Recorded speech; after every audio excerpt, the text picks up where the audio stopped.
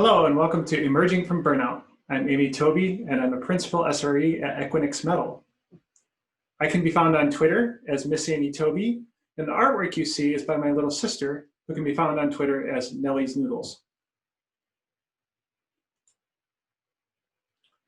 Before I get into kind of the meat of the talk, content warnings. First, I'm going to talk about burnout, which can be pretty serious sometimes. I'm going to talk about some mental health things like depression and executive dysfunction. And I'm going to talk a little bit about heart disease and how it connects to burnout. So if you need to take a break or pause the video or step away, I don't mind it. Take care of yourself. The first thing to say is that I am not a doctor or a mental health professional. I'm not certified anywhere in the world for these things. So the advice that I give and the things that I talk about are for you to decide whether they work for you.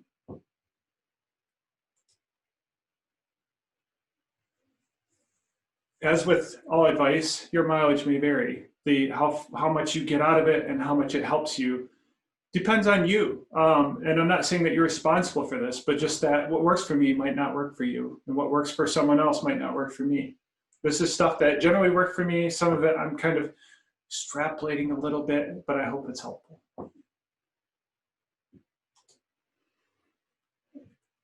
Kind of the first piece of advice I want to include in all of this is this idea of showing gratitude instead of sorrow when we make mistakes, when we fail the people around us. Instead of being sorry for all of the terrible things that have happened in my life over the last 3 or 4 years, I want to say thank you to the people who have stuck with me and the people and the new friends that I've made.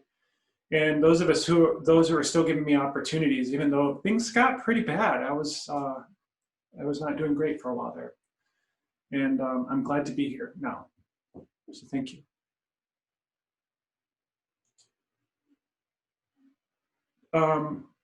To start with, I want to give an idea of kind of what the stakes are with burnout. And it comes with a story about a dear friend of mine who early in the COVID-19 pandemic messaged me and said, "Hey, Amy, I'm in the hospital and I wanted you to know."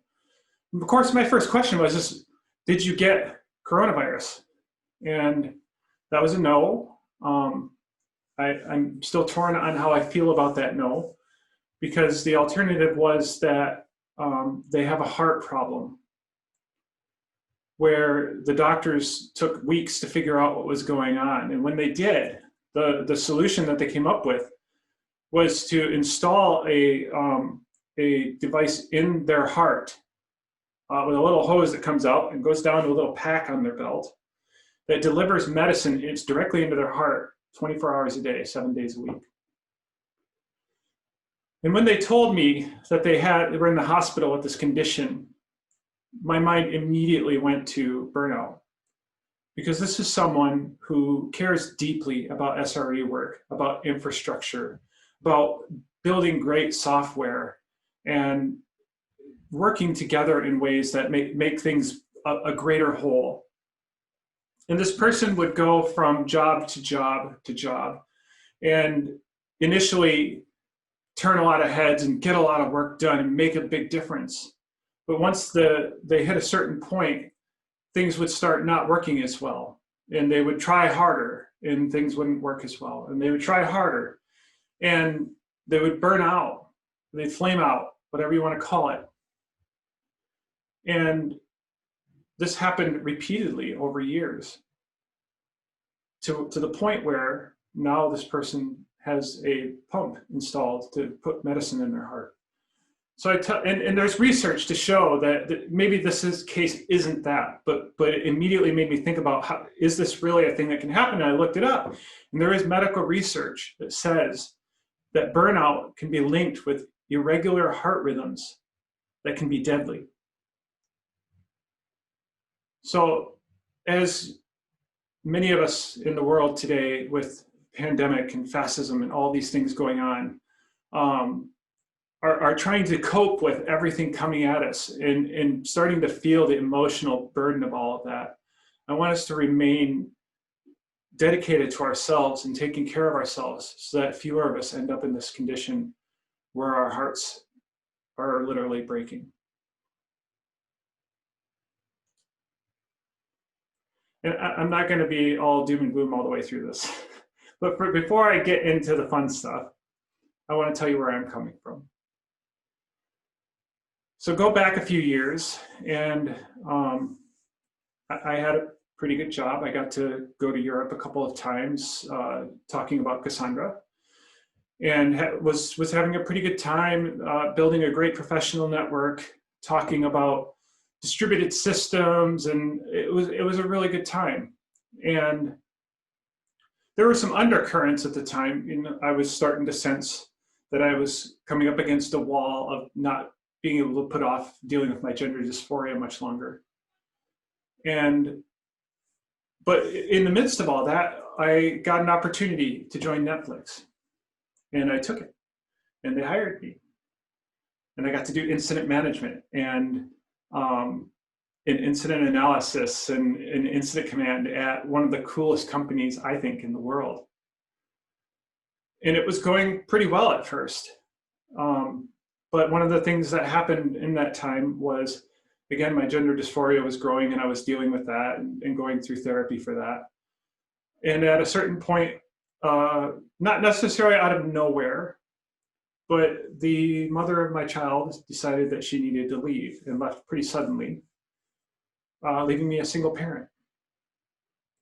And I had to take that burden on and deal with that while I have this high-performing job that asks a lot of me, while I'm dealing with gender dysphoria, while there's all kinds of other things going on. In 2015, 2016 was the beginning of kind of America's getting even more chaotic than it was before.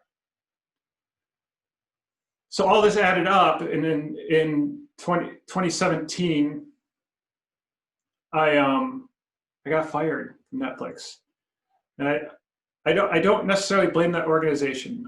I have some feelings about the manager who fired me, but ultimately the organization was true to its culture, which said I wasn't performing at my best or anywhere near my best, and it wasn't really serving the team that I was on, and so I was cut.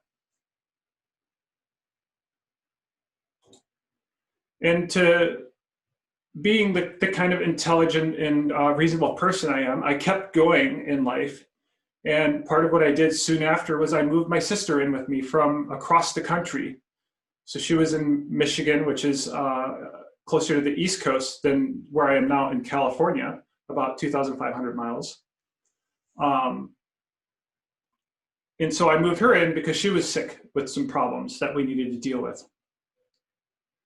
And that added to the stress and everything. And I kept trying to power through it. And I took a new job at a big tech firm here in Silicon Valley that lasted only a couple of months because, again, the stress wound up and somebody took it upon them to harass me. And I did not handle it as well as I maybe could have. And I moved on again. And it happened again and again, a few times, where I wasn't able to overcome things that maybe I would have been able to overcome in a brighter point of my life. So all this is to say is that it's natural. I did the thing where I kept layering burnout on top of burnout and stress on top of stress, and we all feel like we have to do this. Especially here in America, we have a very nonstop culture where it's hard to take time off. It's hard to be without work for very long. And rents are due and bills are due. And I know that's everywhere. And it puts us in a situation where we can't do the best thing for ourselves and our families. So I tell all you that just to understand kind of where I'm coming from and where we're going to go with this. Before I get into kind of the theory and stuff, I want to talk about what is burnout in kind of more of a clinical sense. So from Dr. Parveen K. Garg of University of Southern California in Los Angeles, a little quote that I like is, vital exhaustion, commonly referred to as burnout syndrome, is typically caused by prolonged and profound stress at work or home. And that last part, I think, is the critical part. If you go back to what I was saying about my story, is at work or at home. It's all of these things, all of the stress that just never lets up, that eats away at us. It erodes our ability to be well. I like to use one of Douglas Adams' book titles, which is The Long Dark Tea Time of the Soul. It captures the feeling that I had when I was at the depths of burnout, and that I just couldn't access the energy and drive that I had before, that I could even, and it was worse that I knew I used to have it and I couldn't access it anymore. So the clinical part, burnout is a cognitive injury. It is injuring our minds and our ability to do knowledge work and to be SREs, to do the work that advances our careers and makes greater software. It's caused by prolonged stress. Again, work, home, wherever it is in our life, when it all adds up, it puts us in this situation. And when we reach burnout, we start to exhibit the hallmark symptoms of depression, the inability to enjoy life, the spark that gets us up to do things that we love isn't there, so we don't do the things we love, and it gets into a feedback cycle where it gets worse and worse and worse. And another one that I really like to call out is I have ADHD, which one of the hallmark symptoms of is executive function impairment. And in burnout, it got even worse. And for people who don't have ADHD, they can end up feeling like they have ADHD because their executive function isn't available to them. And I have coping mechanisms that I use to manage the way that my neurosystem evolved to be who I am today. They just didn't work when I was totally burned out. And Adderall didn't work. And because it was just that executive function wasn't available. And just a short explanation of what executive function is, I'll just say what happens when you don't have it. Let's say I have to mail an important form to an insurance provider to get, say, $500 back. Or let's say 500 euros. And the form is sitting on my desk. The pen is on top of the form. All of the information is in my head or in my password manager. And all I need to do is sit down for 5 minutes, do some writing, look it over once, fold it up, put it in an envelope, ship it off. And that task is nearly impossible to do. It might as well be climbing Mount Fuji, because the mental leap it takes to start doing it feels impossible. And maybe that's hard to describe, but those of you who've been burned out know exactly what I'm talking about. And those of you who have ADHD know exactly what I'm talking about. And if you don't want to end up in this spot, and maybe your drive is important to you, I suggest avoiding burnout.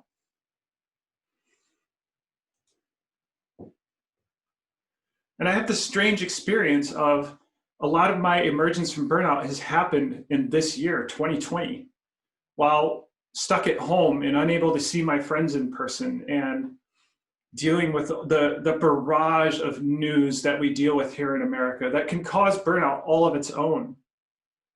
It's relentless. Every day there's a headline that's just, what is going on? What weird multiverse have we slipped into? And yet, here I am, giving a talk at SREcon, feeling pretty good, recovering some of my relationships and getting my career back on track and having a pretty cool job as a principal SRE. So I feel like I've learned some things. And let's move on and talk about what those are. So I've thought a lot about how to talk about this. And ultimately, I think an experience that as SREs we have that we can use to frame emerging from burnout is things we see in our production systems. I often think about when the few times I've worked on systems that revolve around Zookeeper, and one of the nodes goes sideways, and then the cluster loses sync, and the cluster goes offline and stops responding to requests. And then the Kafka cluster loses its mind and goes offline and stops being able to do things like move partitions around and stuff. And then the application stack starts to get a little bit dicey and start to fail and drop requests. And then we get paged and we got to go in and restart the whole system. But the key thing about us as people is we don't get to restart the system. There's no, shut everything down and bring it back up. That's not a thing we have. It would be pretty cool if we had resurrection technology, but it's not something we have at this time.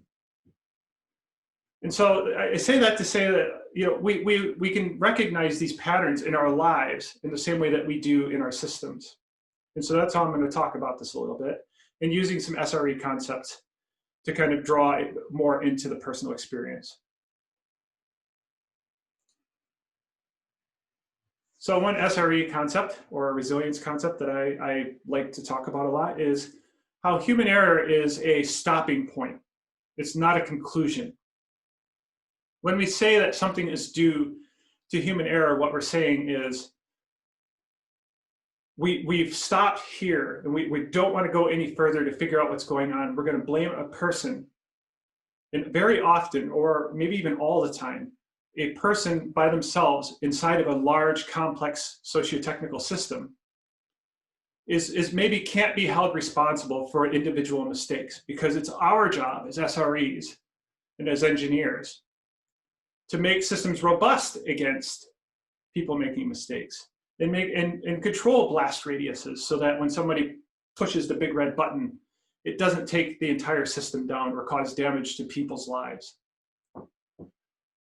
So the main thing is I want to tell you is it's not your fault.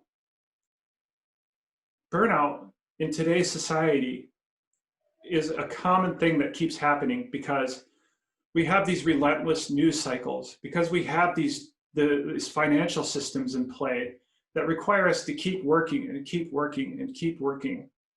And it's really hard to take time off and get away and step back and smell the fresh air and look and say, you know what, maybe it wasn't just me. So I want you to do that and look and say, maybe it's not just my responsibility and I need to look at the systems around me. Very closely related is root cause.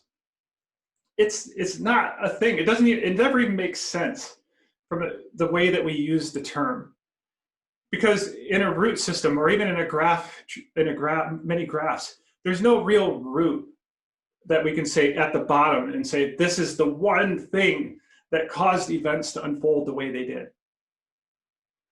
What we can say is that there are many branches and many edges and nodes that all work together to create the systems and the situations that put us into burnout. And we need to look at the broader socio-technical system. If you haven't heard that term before, it is what it sounds like. When we consider the systems we live in, we look at we as SREs tend to focus on the technical systems. But if you're paying attention, a lot of times we can't really make change just in the technical system to achieve reliability. The same thing happens in our lives. So we have to consider the greater system that includes the people, the social systems, the societies that we exist in, and how they influence us and how they influence the technology. And when we look from that perspective, we're able to make changes at a much higher point of leverage and achieve reliability. And in our lives and dealing with burnout, maybe I change jobs and that creates some space in my life.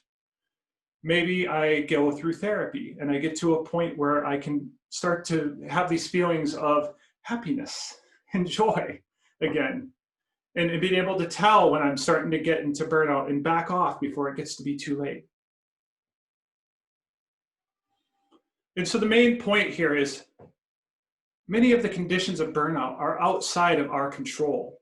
And we need to look out further, if not for healing, but to be able to understand the situation we're in, why we're there, and what avenues we have to heal.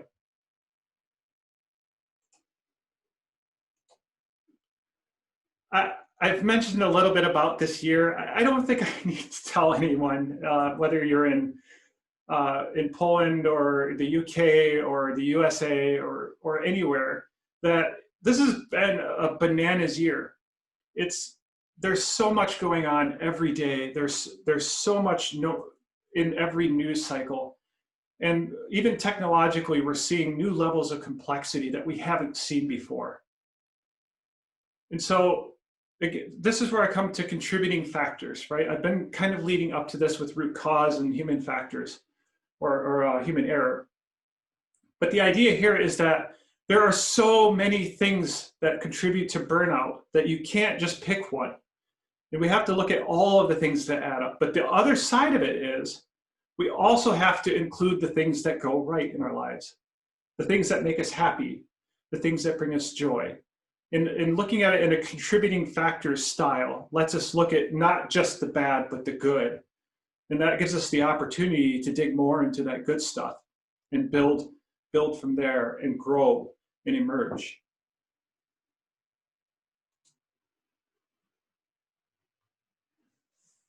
So I'm a fan of resilience engineering.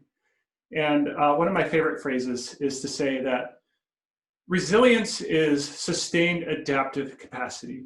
And one of the things that we have available to us as humans is an enormous wealth of adaptability.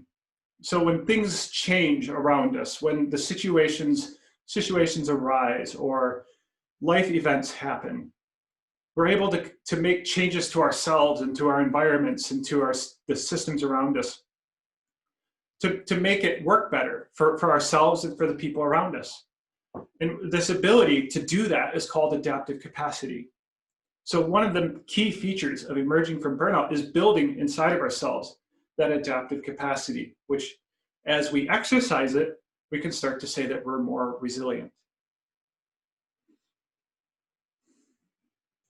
Another kind of capacity I like to talk about is adaptive capacity. And I got a little prop for that. Because the way I like to explain cognitive capacity is through, first, spoon theory, which comes to us from the disabled community. And the disabled community uses it something like this. And I'm not going to get this exactly right, but then we'll go to cognitive capacity, and it should make a little more sense. So I have, when I wake up in the morning and I roll out of bed, this many spoons. I didn't even count these, but let's just say this is what I have for the day, because every day we don't really know what we got to give until later in the day when we run out. So as an able-bodied person, most days I wake up, I crush my alarm, and I step out of bed and I kind of roll into my bathroom and take care of my body and clean up and make myself presentable to the world. And then I roll down my stairs and I go in my kitchen, I make some tea, I let the dog out, all of that stuff. By the time I get all that done, I've still got all these. I'm still good to go for the whole day. Now, let's say I have a temporary disability or a permanent one, but for this example, let's say temporary. Maybe I have a broken leg. And my alarm clock goes off and I crush it and I go get out of bed. And because I have a broken leg and a cast, there goes a spoon. So now I have less capacity to give the rest of the day. I stand up. There goes another one. And I go into the bathroom and I stand there and brush my teeth. Then I got to take a shower, which means I got to wrap the leg and try not to get too much water on it because it's probably not good for casts. So there goes 2 more spoons.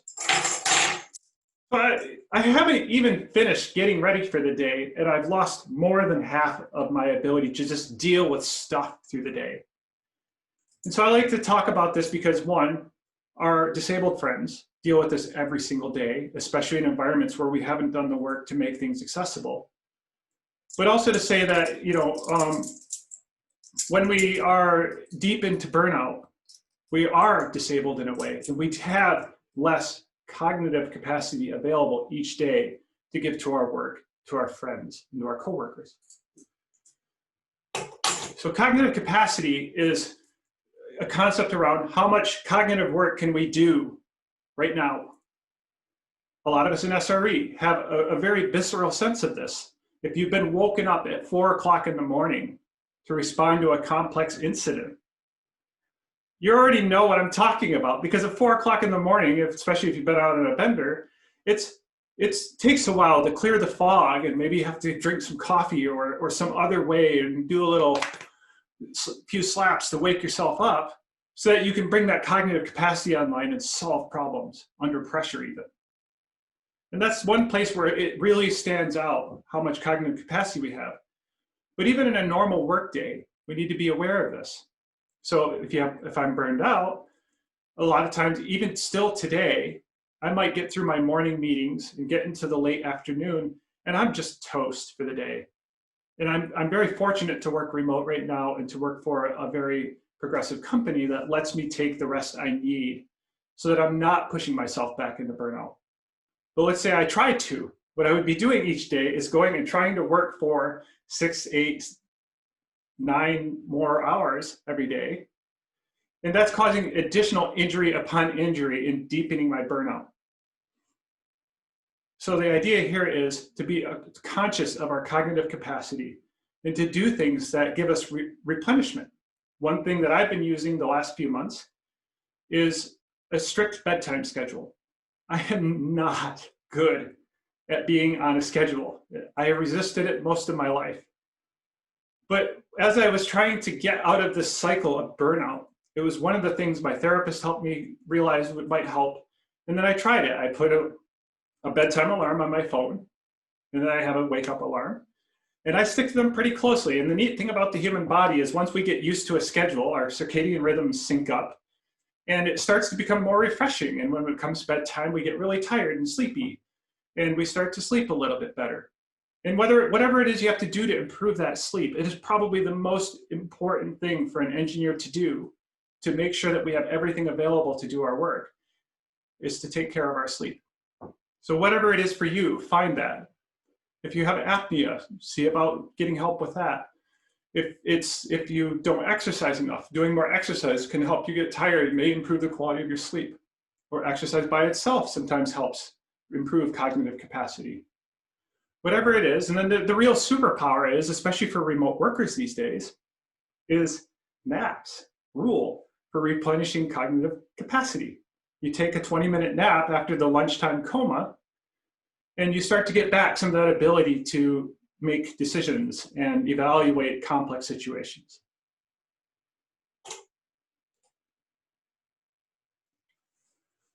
A concept we talk a lot about in resilience and incident management is hindsight bias. And this is to say, when we're looking back in time at the events that unfolded before, we have to be conscious of our biases, because our biases influence what we draw from those memories and those experiences. And a lot of times deep into burnout, and I am 100% guilty of this, is we start to look at the negative. Oh, that was terrible. Oh, I screwed that up. Wow, if I hadn't done that, if only I had not made that mistake, things would be so different. But the thing about that is it doesn't really help. Going back to what I said about contributing factors, when we're aware of our bias, we can shift it to not just look at the bad or the negative, but also look at what went well, which is hard. I'm not going to tell you it's easy. We have to go and look and say, okay, what are the good things in our life, and be explicit about it. And this brings healing over time. So, and again, this is a skill we can use in incident management. It's a skill we can use when evaluating our own lives. And it's a skill we can use in interpersonal relationships to build healthier relationships. That when people make mistakes, we can be more forgiving, and we can start to remember not only the things that went wrong, but also the things that are great. This one's a little cheesy, but I like it, which is in control systems theory, observability. I mean, let's forget about observability products. That's a whole thing. But it's being able to infer from the outputs of a system what the internal states of it might have been.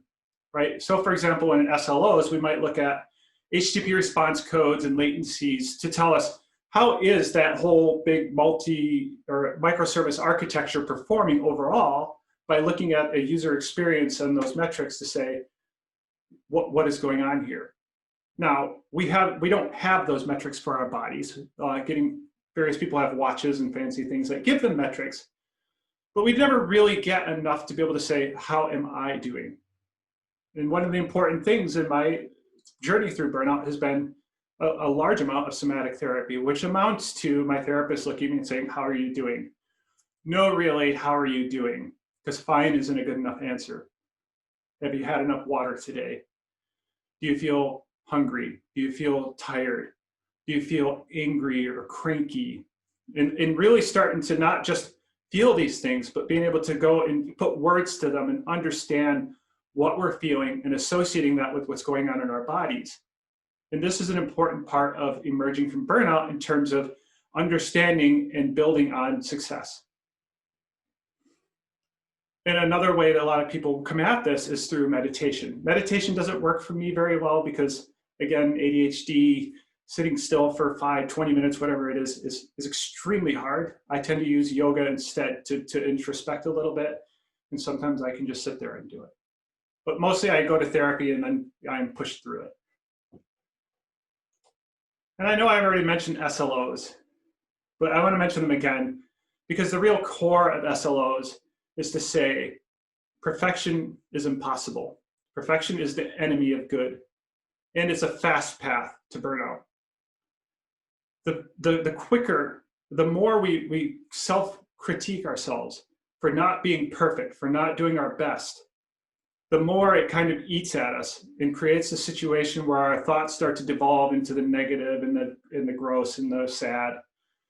And when we go and say, you know what, perfection is impossible, and then the other side of it is saying, okay, well, it is impossible, but I want to perform well. I'm a engineer. I'm passionate about my work. So how do I do better? Well, maybe we have an error budget, right? And however that works for you. But it might be that you just say, like, oh, you know, on a case-by-case basis, you know what, it wasn't that big of a mistake, so let it go, move on, look forward. That's harder when you're burned out. But it's a thing to practice and move on. And it also brings up the law of stretch systems, which is one of these things that SLOs really kind of obliquely addresses.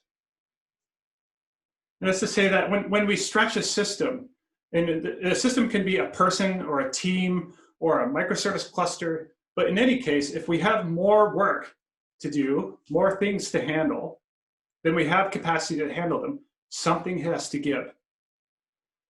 And inside of ourselves, if we are pushing past the capacity we have for dealing with the stress in our lives, it leads to burnout. And so whatever it takes for you to accept that perfect is impossible, that mistakes are going to happen, and to move on to say, to do that self-care, to forgive yourself and to forgive the people around you.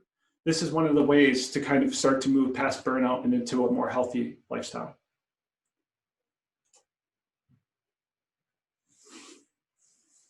And it's not quite chaos engineering here, but I wanted to tie it to an SRE concept, and this sort of works.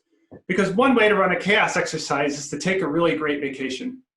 And this is for SREcon and EMEA. So, and I know that a lot of Europe has better time off laws than, say, America does. And in America, we are terrible about taking enough time off. I personally have not taken anywhere near enough time off in the last few years. And I'm getting better at it, but it's a journey, again, getting better at it.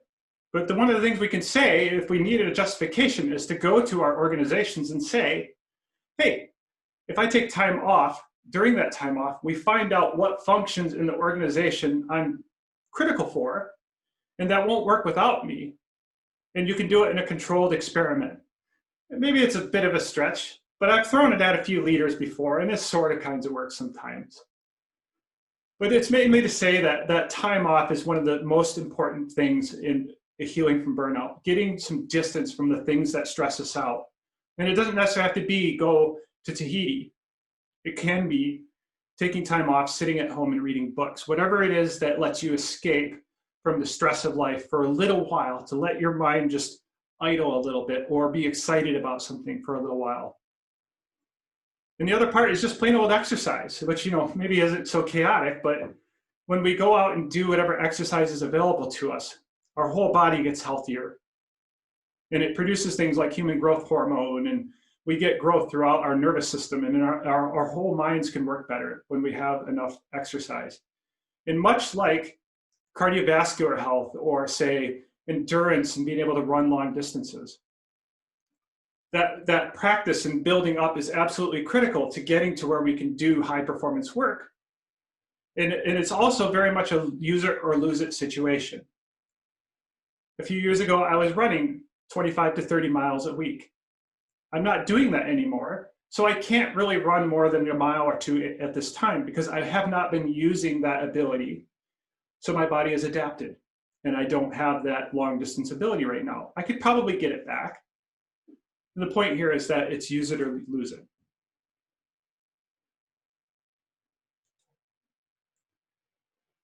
So finally, it's not quite an SRE concept, but I would like it to be, is kindness. And specifically when we're talking about burnout, probably the most important thing I've done for myself in growing out of the depths where I was fired and moving around it and dealing with so much stress, finding jobs and changing financial situations, is not so much being nice, but being kind and saying, not only, hey, Amy, it's okay, but also setting up boundaries with the people around me, setting up boundaries with my work, setting up boundaries with, in relationships to say, hey, I'm not available for that kind of emotional work. I'm not available for that overtime. And when we do that, it's a kindness to ourselves. And to the other side of this conversation, it might feel unpleasant. It might not feel nice. But the real difference, I think, between niceness and kindness is that we're doing the right things for ourselves. And while it may be unpleasant for someone else, we're not doing it to be malicious. We're doing it because we have to take care of ourselves first before we can take care of other people or before we can build reliability. And with that, let's review real quick. First, we talked about there is no such thing as human error.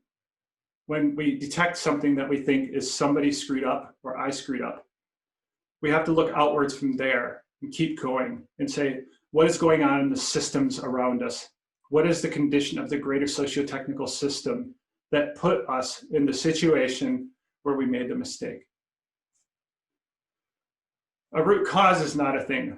We need to look at contributing factors, to look at all of the different parts, the major things that happen in our lives and in our work and in our relationships that created the situation where we start to burn out. And when we start to really honestly look at those things, and not only the bad things, but the good things that happen, it gives us the ability to look forward and do more and grow. We talked about cognitive capacity in spoon theory, which is our total ability to think and to engineer every day, and to maneuver relationships. And when we're not aware of it, when we just try to power through, when we hit that point where our brain is fog and we still try to power through, that's where the injury really starts to layer on. So we need to be more compassionate to ourselves. And when we reach our capacity to back off, set up a boundary, take a nap, whatever it is you got to do. We talked about hindsight bias.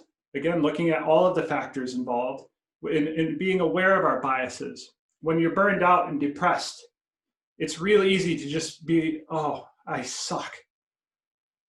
But instead, we need to, when we're aware of our bias and aware of the way that burnout and depression affect us, we can start to look at the other parts of our life that are maybe more positive, that maybe bring joy and growth. We talked about observability, which I like to think of as, internally, looking at our internal states and checking in with ourselves, saying, how do I really feel? What does my body need right now? What does my mind need right now? So that I can be the healthiest person I can, which is going to result in better engineering and better reliability. We talked about SLOs in the case of, we all have a budget for errors. We can't not have it because perfection is impossible. Things are going to happen in life. And when we're aware of that, it makes it easier to not get into a downward spiral and beat ourselves up when bad things do happen. And chaos exercises, which say take more time off. Take time off, spread out a little bit more. I know a lot of these folks in Europe take it all off in the summer. I would love to do that, by the way. But you know, that time is really important to get away and to find that space. But it also, when we do it throughout the year, makes our systems more around us more reliable by changing whether we're in the path of important processes. And when we are, we can detect it and make changes. And maybe that's not like the best life tip ever, but again, it is occasionally useful with leadership. We talk about chaos exercise, which is get on exercise. And then finally, kindness. I would love, again, for that to be an SRE kind of standard value. But even if it's not, each of us being more kind to ourselves and more kind to the people around us by applying the paradox of intolerance when we're dealing with people who are being unkind and setting up boundaries and saying, no, I will not put up with your intolerance, racism, fascism. That is what helps us control ourselves and put ourselves in a situation where we can live with ourselves. And with all that, I'm Amy Tobey. Thank you very much. I look forward to Q&A. Thank you.